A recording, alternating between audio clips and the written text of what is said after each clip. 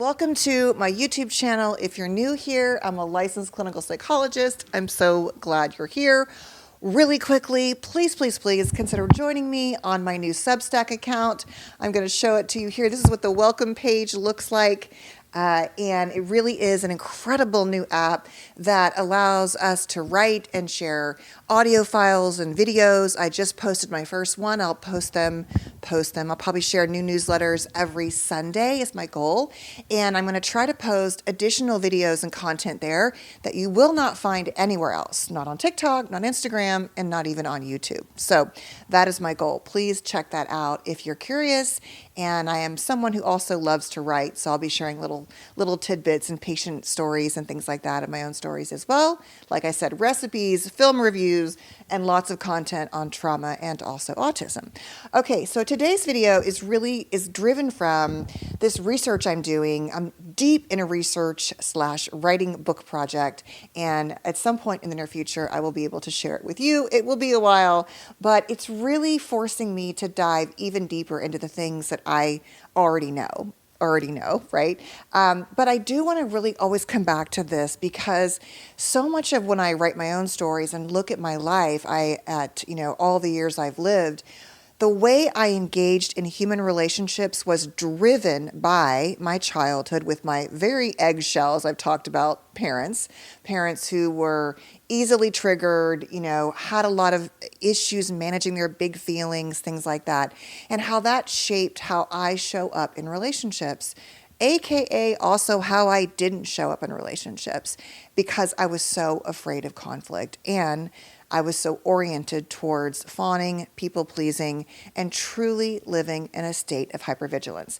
So today's video is about 6 signs that you likely had a more disorganized attachment pattern in childhood, and that it has manifested in often patterns of fawning, self-silencing, and pleasing, and really essentially compulsive caretaking, really orienting your life around and in the need and the service of others. And quick thing I will say is I have said it in many platforms, and I will keep saying it, that I think there are many of us who thought we were just born to help people, and we are and were. But I think you will find that many helpers, nurses, doctors, therapists for sure, massage therapists, physical therapists, anyone who is a helper in a helping profession, I think there's a much higher likelihood that they have been helpers since childhood, often helping parents, siblings, whatever, manage discomfort, big feelings, and things like that. All right, so have some compassion for yourself. It's also a beautiful thing to be a helper.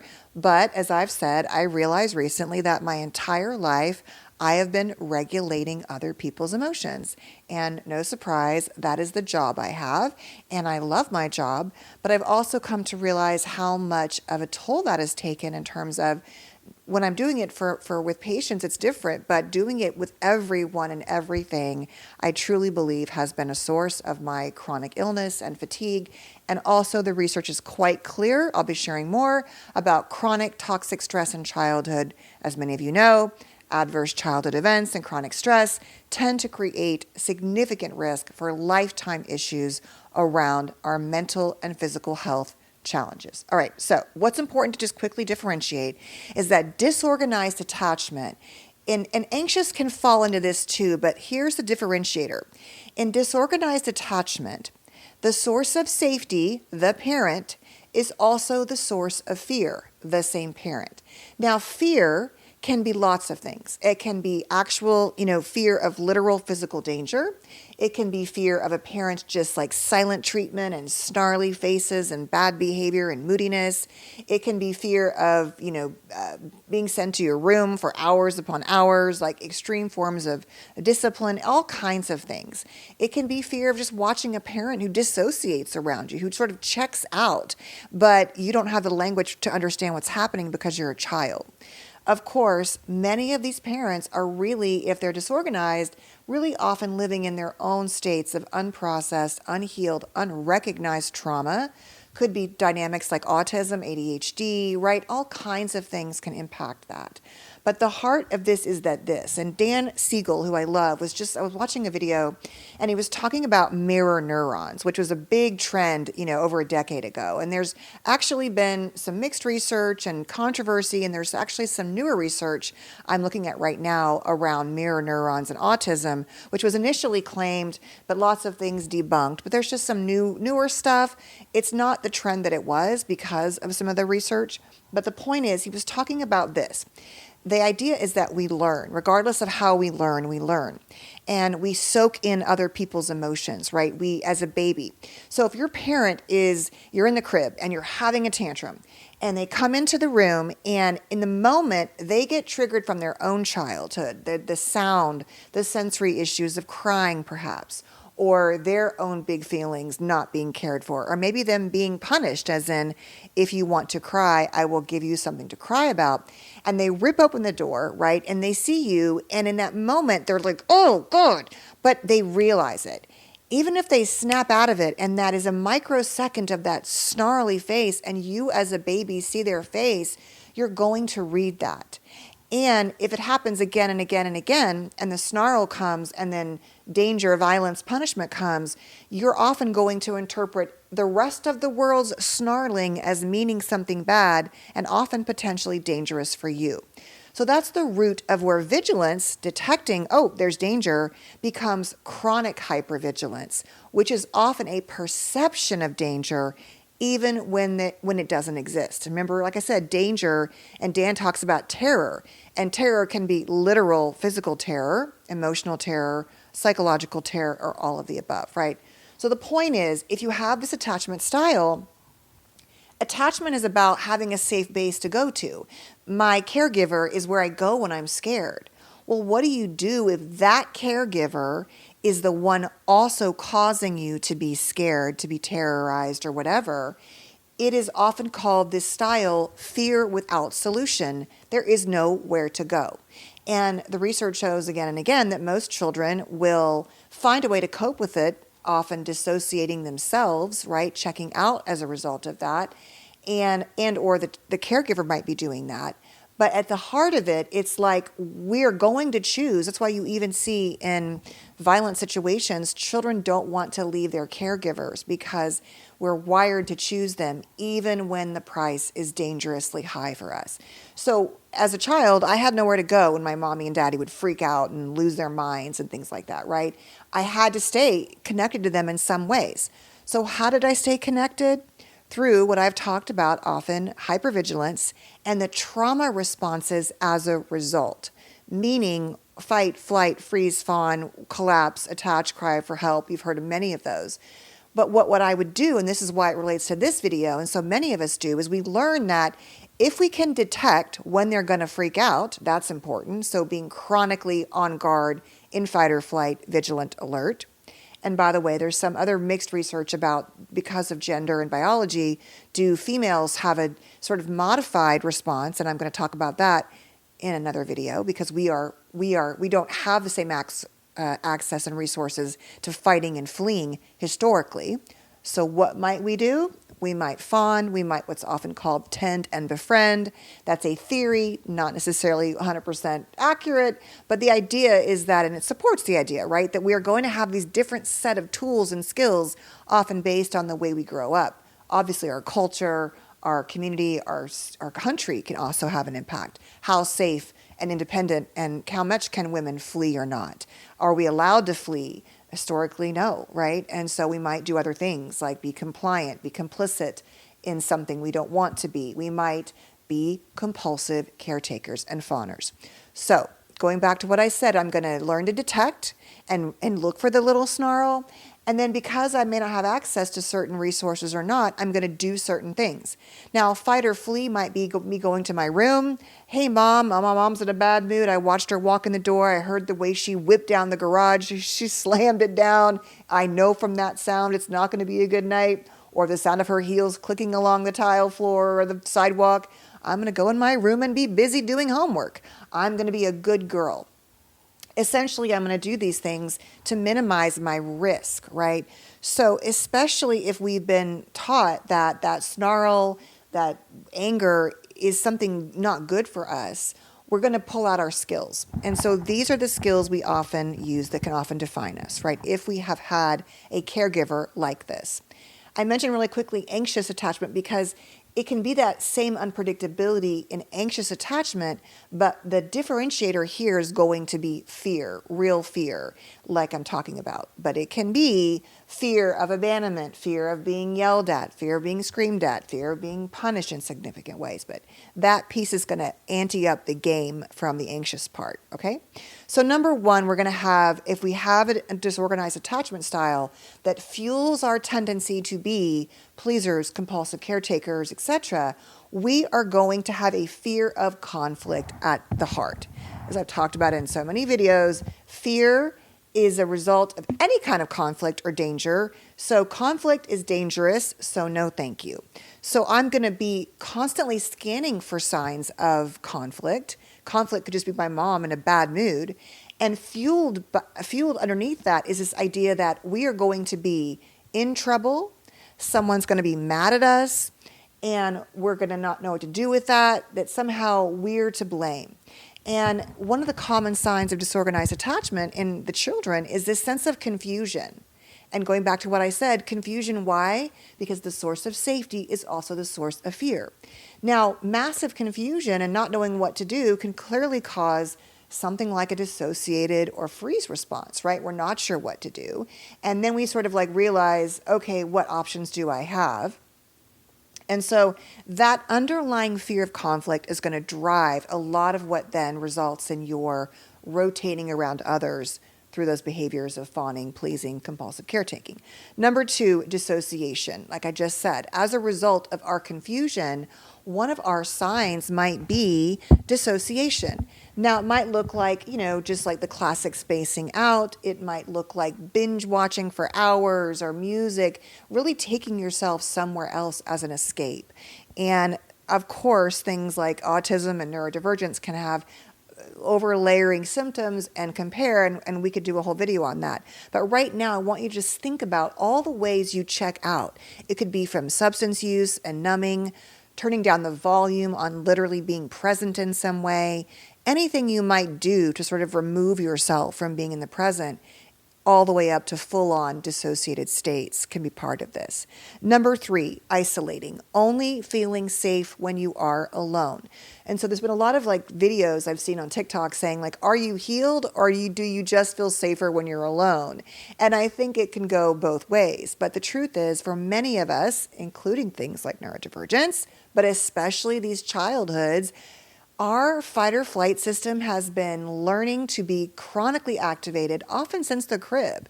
And so we really struggle with the state of being calm in our nervous system. And that's why I think that, clearly techniques like mindfulness and guided meditations and breathing and exercise, those are all components, but it has to all work in conjunction with how you deal with your body and nervous system. What do you do when you're activated? And then also, what happens in certain relationships? Are you reenacting the trauma by not setting boundaries? So it is multifaceted. In other words, it's not just resetting your nervous system, it's resetting it plus learning how to engage differently in the world. So if you tend to do that, especially when you're emotional, it could be that when you were in childhood, when that parent was at work all day or they were gone during the summers or whatever, that being alone was a source of safety. And that is why I think we can also often see which disorganized attachment is defined by patterns of both high anxiety and high avoidance. So that brings me to number four, which is we can have this fear of abandonment, like, oh my God, this is my only survival, this parent, but also I'm going to be consumed and engulfed by them. And that's a classic one for us with disorganized attachment, right? So my fear of abandonment can make me anxious. We just started dating and now I really like you and now I'm looking at how many emojis you're sending and last time there were four hearts and now there's one. What does that mean? Right? All the way up to raging anxiety about the relationship ending, but also be inclined to like have this invisible wall or to remove ourselves or shut down in some way. and to be more avoidant when we feel that vulnerability getting too close. And I've said this and before, it's like if you'd have told me when I got married that I had avoidant qualities, I would have said, no, I don't. I have a lot of anxiety. I'm definitely anxious. But because of the way I think we haven't understood disorganized attachment and also the way it's been stigmatized, I think that I had no idea that I definitely had a wall that was always there. And I do think that neurodivergence and autism have also played a role, but it was like, I would have sworn I let this person in, but there was definitely a wall there. And number 5 is that as a result of disorganized attachment and these needs to please and engage with others, because we're not bringing our full authentic self, we can also have a lot of storminess in relationships, right? So we can like low key be beefing with someone in our mind, but not tell them. So we talk to them, then we talk crap about them to our friends or family. It's like we're always like, everyone is sort of like has hidden agendas or isn't safe or shouldn't be trusted or has their own issues because relationships weren't inherently safe and comforting. We're almost always like reinforcing that, I don't need to be close to them because look what's wrong with them and often we're attracting people, unfortunately, who have these similar patterns who may not end up actually being good sources of partners and friendship for us. That toxic reenactment, many of us do until we learn otherwise. Lastly, there's often a guilt and shame response that drives our vigilance. Like deep inside, if the parent was like that source of safety and fear, it's somehow our fault, right? A child will always take the hit. There is something wrong with me. That's how I stay attached to this unsafe caregiver, because if I let myself realize that they're not safe and they can't provide for me, then I'm completely free falling into a world with a lack of safety. And so all of those can drive these behaviors where we are orienting around others, pleasing others, constantly reading and detecting and giving them what they need to reduce these fears of conflict, abandonment, the needs to isolate or whatever. And in the service of that, we are sacrificing and neglecting and actively avoiding our own internal states and what we need. Because deep inside, I think we don't believe that we do get to have our own needs, that we are worthy of those things. And so at the core, it drives a lot of our trauma responses, like I said earlier, in many forms. But especially if you were socialized or raised to be good and be nice and take care of others, I think, for example, being born, for girls, that is often what we're told, right? Sugar and spice and everything nice. And so when you think about how little access to resources many of us had historically, evolutionarily, both physically, from physical strength and then having the autonomy to make our own choices and lead our own lives, it makes us much more likely to fall into patterns of staying in bad marriages, afraid to go out on our own, staying in bad parenting, toxic relationships, justifying it, not having access or belief in ourselves to go create a new life or world. And like I said earlier, actual limited resources in doing so in all kinds of ways. And so that piece is really important. So what can you do about it? Number 1 is start to pay attention to your vigilance, like how often you're reading and scanning and making meaning from things. And so learning to do that and watching and paying attention to how you do that. And then learning to pause and not doing anything reflexively in response. I'm a big fan of the pause. I've said this a million times too. It's like if you can not be reactive, which you're trained to be in these childhoods, if you can learn to pause and think about things before you respond. Okay, my instinct is to go and take care of all their needs, but like why? Do they really need that? What is the goal of that? How does that benefit me or not? Why might it benefit them to work it out for themselves? What is the price I pay? I'm going to go make dinner instead of like go lay down and I'm exhausted, and then I'm going to be cranky and bitter tonight because I'm wiped out, or I'm not going to ask for help, or, set enough boundaries. So things like that, right? I've talked about my kids. Like I wanted to be like the perfect mommy so much that oftentimes, and I hated conflict when they got older, I would sometimes just do things myself. And I know I'm not alone in this. And then I would be resentful about it. And resentment is a big red flag that you are not asking for what you need enough and advocating for yourself enough. So all of these can fuel your often automatic patterns of a trauma response of pleasing and appeasing and fawning and all of the things that deny who you are. So learn to recognize it, start to challenge it, and buy yourself time and pausing. And all of that, if you can get reflective in your mind through meditation or self-care meaning like just basic needs often, not a manicure, which is also self-care. But for most of us, it's about getting enough sleep, getting exercise, and those type of things. We often sacrifice those in the service of others. And it is so detrimental to who we are. And it also reinforces the loop of I must stay vigilant and be a highly vigilant person to everyone and everything, because that is the only way to survive and the only way to get my needs met. And what does that do? It keeps you in a high state of chronic toxic stress, which keeps neurochemicals flooding through your brain and body, which can literally make you physically and or mentally ill. It is incredibly important. Don't believe me? Go research the ACEs, the Adverse Childhood Event Studies. Go research chronic toxic stress. It will blow your mind to look at how all of that affects our brains and bodies. Really quickly, also, I'm going to be talking about the gut microbiome a lot more in terms of like food and caring for ourselves, as I'm trying to work on my own autoimmune issues and my daughter's. And so I'll be sharing those like recipes and things too, in addition on my Substack and other places. And lastly, as it looks like there's a good chance we're not going to lose TikTok, I'll keep posting my videos there as well. I'm going to do a lot more pop culture stuff there too. And I hope to be adding interviews on this channel this year. So as I said earlier, when I'm rambling, I'm not committing to a schedule, but I have one in my mind, but I'm not telling you that because I don't want to say it once again and have it not happen. Anyway, I know that was a lot. I hope it was helpful. And don't forget, please, to check out my online courses. They really are. If you are someone who had emotionally immature parents, I promise you there's a free course there and other courses that will, I promise you, to help you understand your story and your life and to work on healing and becoming a less hypervigilant, more engaged, present human being. So anyway, that's it. Have a good day. Take care. Stay safe. Bye.